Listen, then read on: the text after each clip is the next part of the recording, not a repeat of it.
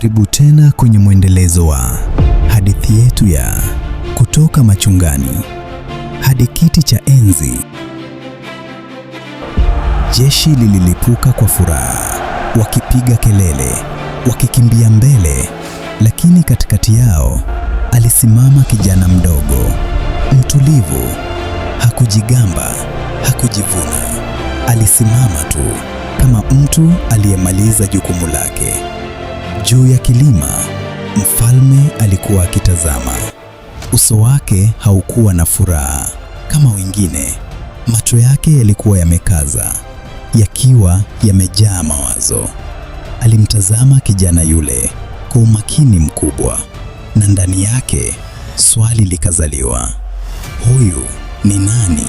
Ndani ya moyo wa mfalme kulikuwa na ukimya mzito, na bila mtu yeyote kujua, kivuli kilianza kutanda.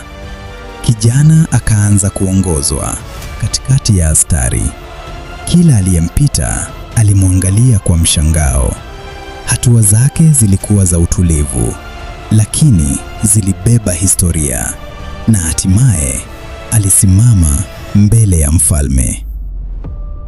Mfalme hakusema kwa haraka, alimtazama tu kama anayetafuta kitu. Na wakati huo, kitu kisichoonekana kilianza kubadilika. Siku zikapita, ushindi ukaenea kote, na siku moja sauti zikaanza kusikika. Ngoma zikapigwa, wanawake wakacheza, wakiimba kwa furaha. Sauli ameua maelfu na Daudi makumi elfu.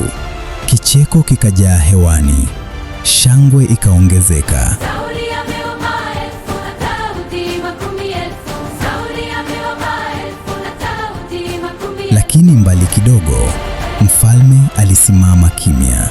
Tabasamu lake likapotea, macho yake yakabadilika.